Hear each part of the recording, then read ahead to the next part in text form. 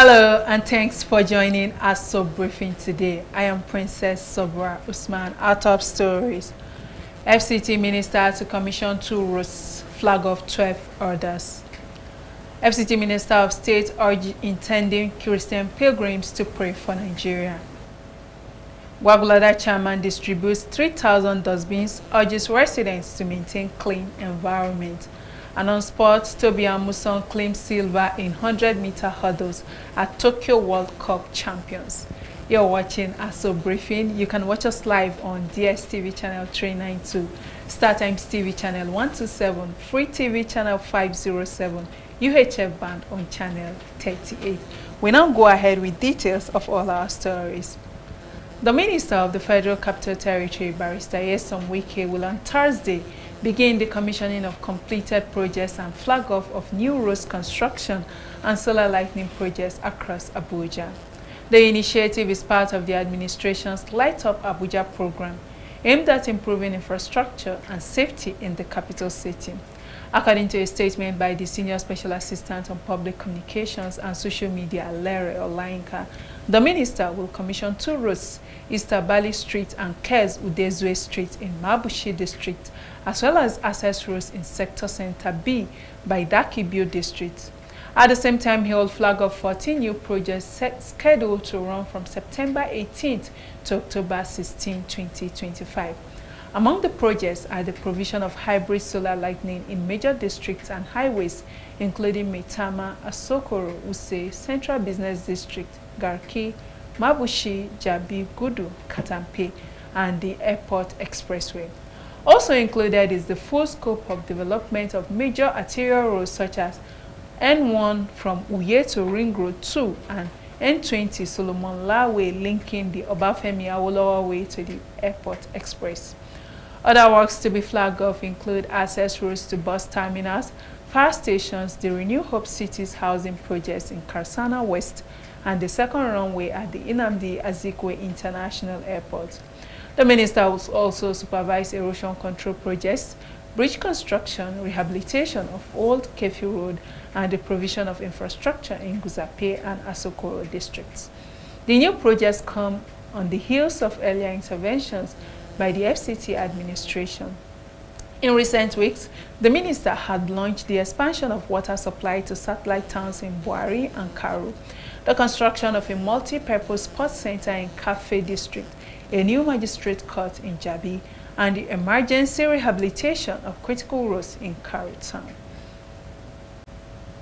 The Minister of State for the Federal Capital Territory, Dr. Maria Mahmood, has urged Christian pilgrims from the FCT to pray for Nigeria's peace and development during their 2025 Easter pilgrimage to Israel and Jordan. She made the call at the pre-departure orientation program for the intending pilgrims in Abuja.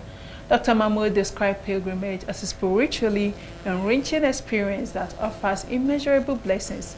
She also noted the recent geopolitical tensions in the Middle East, which caused a delay in the exercise, but assured that the FCT administration remains committed to safeguarding the welfare of all pilgrimages under the leadership of FCT Minister Barrister Wike. The minister commended the Nigerian Christian Pilgrims Christian Commission for its role in coordinating pilgrimages nationwide and pledged continued cooperation with the FCT administration to ensure successful exercise and the spiritual well-being of participants. The FCT Director of Christian Pilgrims Welfare Board, Mrs. Gloria Dandam, reminded the intending pilgrims that pilgrimage is not just a trip to historical landmarks, but a sacred journey of renewal and redemption. She said pilgrims would have the opportunity to strengthen their faith, seek God's blessings, and pray for peace at home and across the country. Mrs. Damdam further encouraged the pilgrims to support and encourage one another throughout the journey, adding that experts have been selected to provide them with essential guidance to make their pilgrimage exercise successful. The chairman of Gwagwalada Area Council, Alhaji Abubakar Jibrin Girin, has appealed to residents to support the council's effort to improve living conditions, emphasizing collective responsibility in maintaining a clean environment. This call was made during the distribution of over 3,000 dustbins to various public places within the council area. Our correspondent Abdullahi Mukhtar has more on the story. Representing Chairman Alhaji Abubakar Jibringiri, Supervisory Councillor for Environment, Comrade Bashir Hayame Kas highlighted the significance of cleanliness, stating cleanliness is next to godliness. May Kas explained that the 3,000 dustbins aim to ensure a clean environment across the council area, with measures in place for proper utilization and monitoring through the council environmental marshals. We have a task force already inaugurated before the distribution and the flag up of this event. We have already put environmental marshal that will be going around any place that this is being sent to, and we find out that they are not in use or anyone is missing. The head of such places will be held responsible and sanction will be taking place. Mr. Mamman Musa, the Council Local Education Secretary and a direct beneficiary, praised the initiative as a laudable achievement that will contribute to environmental cleanliness. He urged head teachers in the council area to ensure the dustbins are used for their intended purpose in schools, discouraging personal use. This is for the use of the school purpose, not for our personal purpose. Now we want to advise our head teachers that as soon as they collect these facilities today, they should go back to their various schools with this facility. They should not divert this facility to another place. And they should also judiciously use them for the purpose that they are made for, in keeping our school surroundings very clean. Senator Eunice Asiu Biojo, Director of Environmental Services, and Dr. Adeyemi Adeniran, Council Director of Primary Health Care, both underscored the importance of dustbins in promoting a clean and healthy society.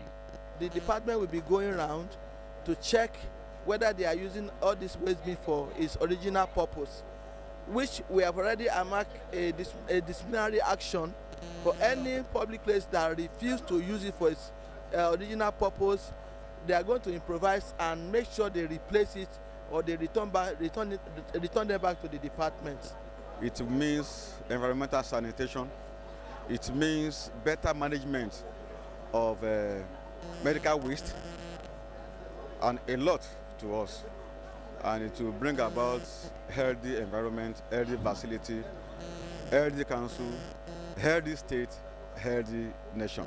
The distribution covered various public places, including schools, clinics, markets, motor parks, and other key areas, reflecting the council's commitment to enhancing environmental sanitation and hygiene in Gwagwalada Area Council. Abdullahi Mukhtar, Aso Television News. Welcome.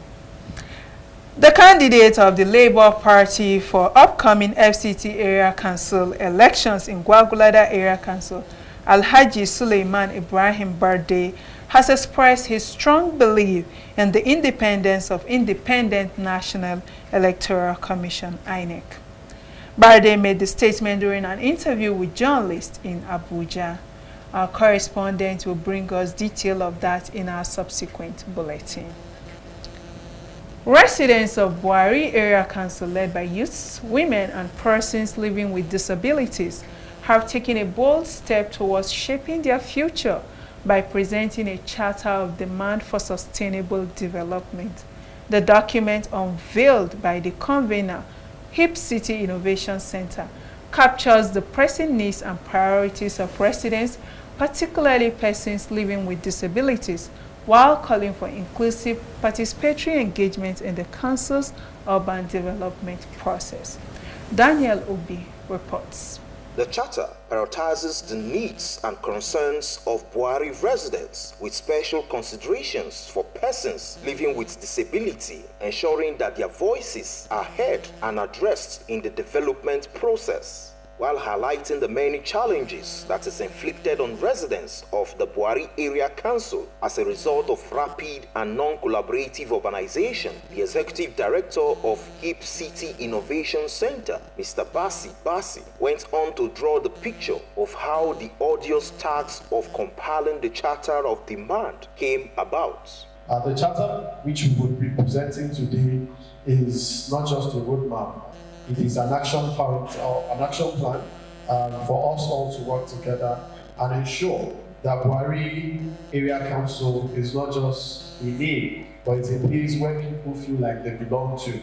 The assembled stakeholders, most of whom were ward councillors and members of the Buhari Area Legislative Council, spoke on their limitations while expressing commitment to the demands as contained in the charter.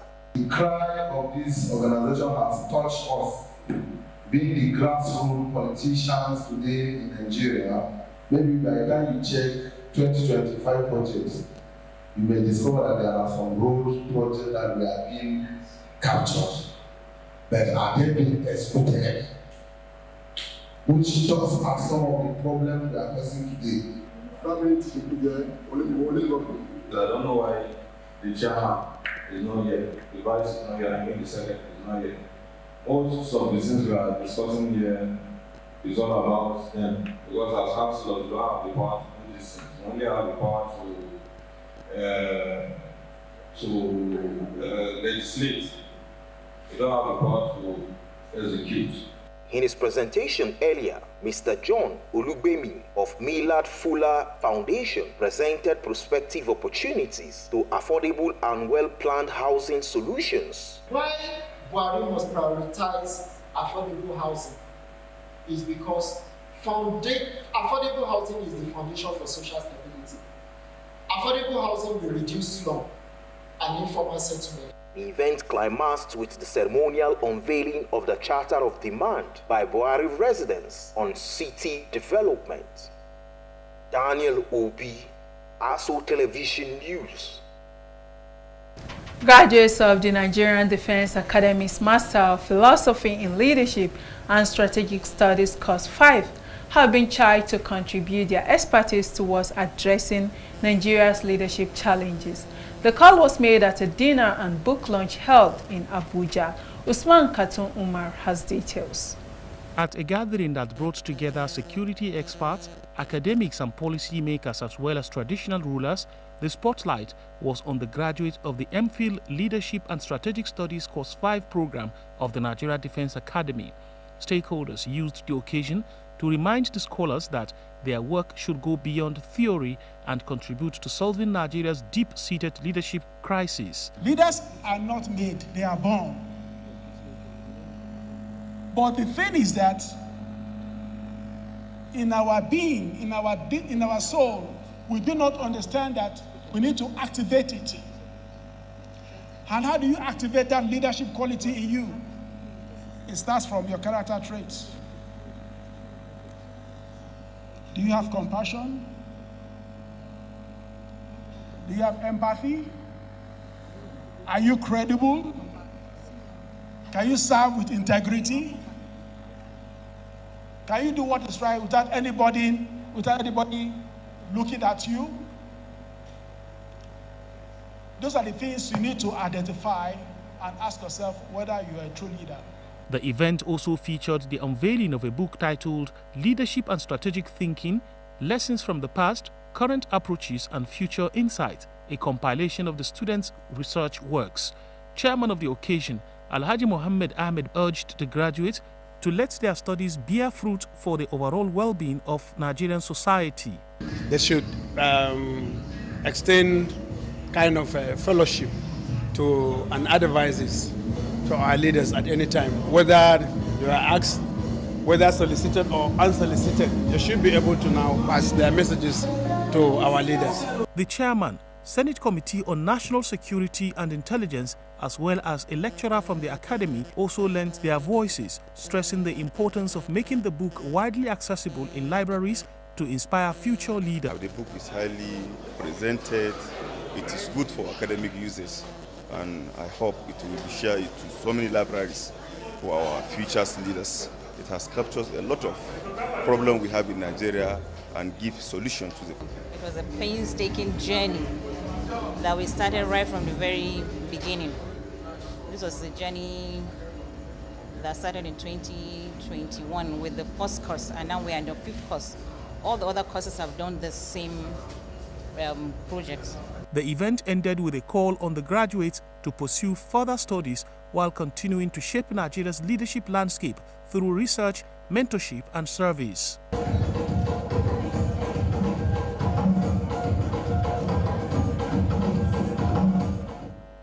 Usman Kaltun Umar, Aso Television News. And when Aso Briefing returns, we bring you stories from sports and more. Stay with us after the break. We were warned about this marriage. Because we did not listen, a young maiden is dead. Nana, come here. Hi. Why do you speak so freely with a stranger from Ajan? We were just talking about offering Ojigijag a seat on the council. God be praised. Negodo say Okosisi. He has 2 wives. So why are you making it look like it is a big deal? Welcome back. You're watching Aso Briefing. You can watch us live on DSTV channel 392, StarTimes TV channel 127, Free TV channel 507, UHF band on channel 38. Moving on, President of the University of Jos Alumni Association, Dr. Gad Shamaki, said the body will provide infrastructural support for the institution in commemoration of its 50th anniversary. He stated this in Abuja during the health awareness walk organized by the Abuja chapter of the association at the event held at Unity Fountain was part of a series of events by UniJust graduates to celebrate the legacies of their alma mater in the last 5 decades. He said the association will leverage members' network, collective strength, and resources to renovate hostels and provide other support to ensure better learning environment for students. Some of the alumni who spoke with Aso Radio and Television Services expressed delight with the health walk, noting that the event was an opportunity to unite and reconnect with their old schoolmates. University of Jos is one of the 7 universities established by the federal government in 1975, including the University of Calabar, Maiduguri, Usman Danfodio University, University of Port Harcourt, and Bayero University, Kano. The Nigerian Legion has held a passing out parade for its corps of commissioners for Course 14 at the Legion Training Ground in Suleja, Niger State. The event marks the training regimes and dedication, transitioning cadet trainees into legionnaires. Daniel Obi tells us more.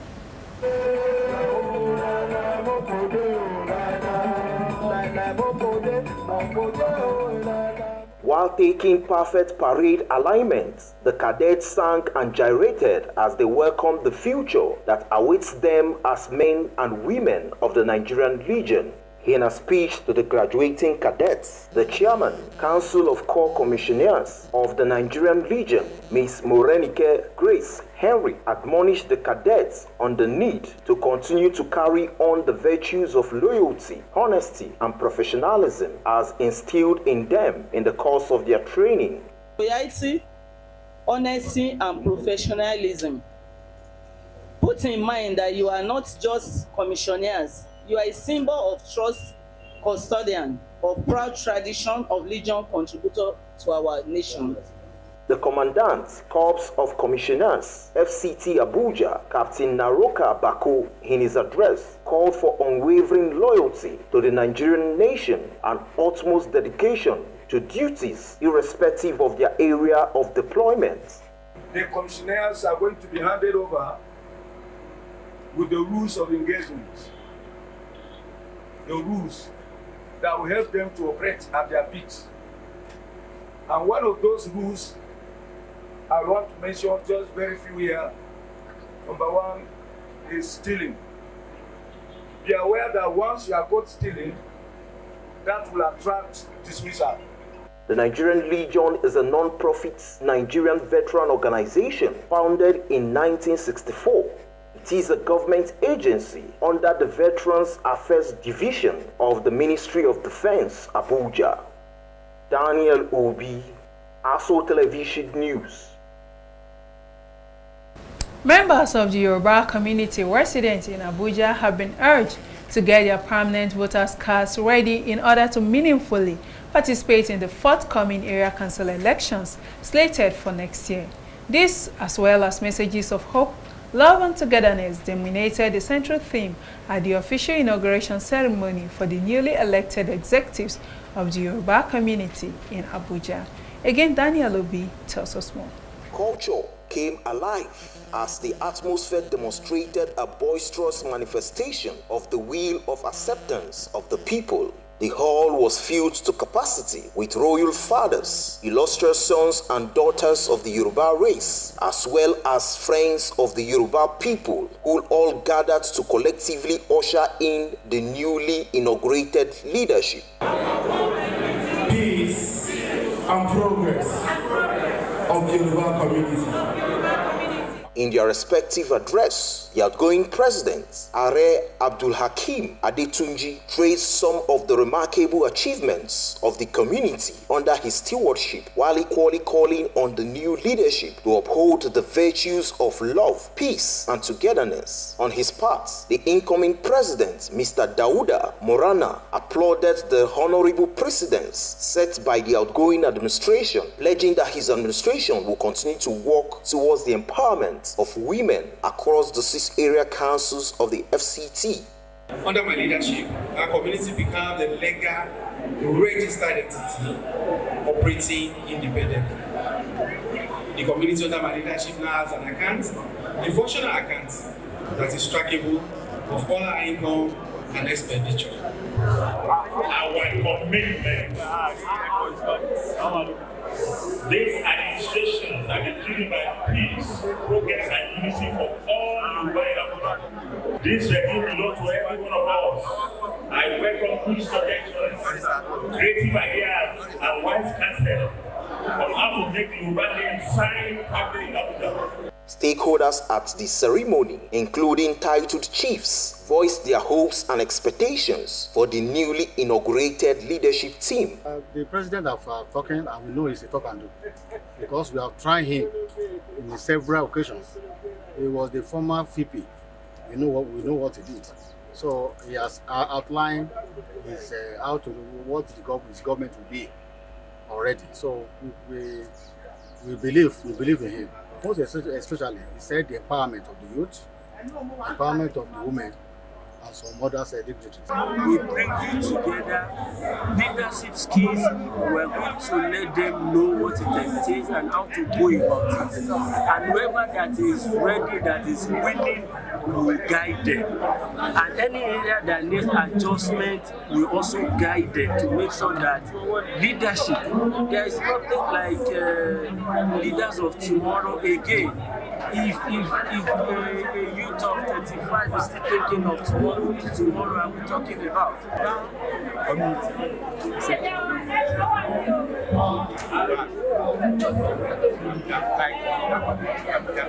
The Yoruba community, Abuja, is the umbrella body of all Yoruba groups and societies in Abuja. It is founded to foster unity, love, and solidarity among the people of Yoruba ethnicity residents in Abuja. Daniel Obi, Aso Television News. The 9th China-Africa Youth Festival held in Beijing and Qinghai Province, China, focused on strengthening partnerships on development and youth engagement between China and Africa. Themed across time and space, Youth Power Strengthens China-Africa Friendships. The event hosted 51 youth delegates from various African countries. Our diplomatic correspondent Joy Annie in China tells us more. The 9th China-Africa Youth Festival serves as a powerful platform for young people from China and Africa to forge lasting bonds and cultivate meaningful friendship. Held in Beijing and Qinghai Province from September 8 to 13, 2025, this flagship event under the Forum of China-Africa Cooperation (FOCAC) brings together youth delegates from across Africa to strengthen partnership and drive development initiative. Vice Minister of Foreign Affairs Mao Deju highlighted the festival's role in fostering innovation and sustainable development, stressing President Xi Jinping's emphasis on youth engagement for the future of China-Africa relations.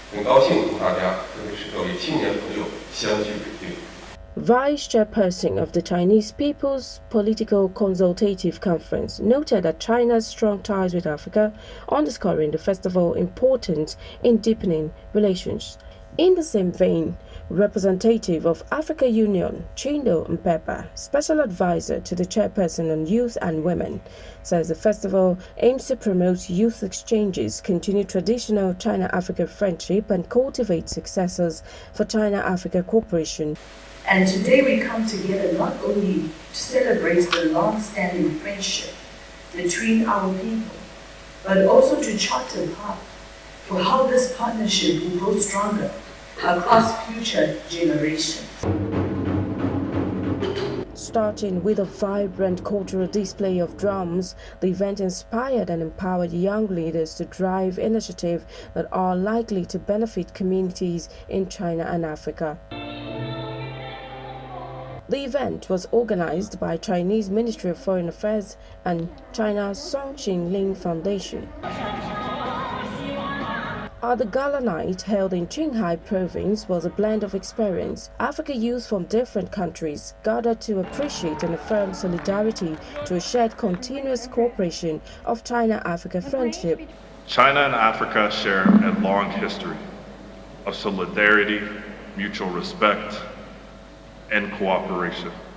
Excited to be on this 9th China-Africa Youth Festival, and I'm looking forward to participating in a lot of visiting of cultural heritage sites. The event was officially closed from the perspective that the program is not only to strengthen relations, but for the future socio-economic and cultural growth of both continents of Africa and Asia. Chinese performance was delectable, extending warm welcome to African journalists and delegates. Food, tea, particularly the Qinghai province Lapai noodles, was part of the meals served. Games were played and then dance. Joy Annie, Aso Television News.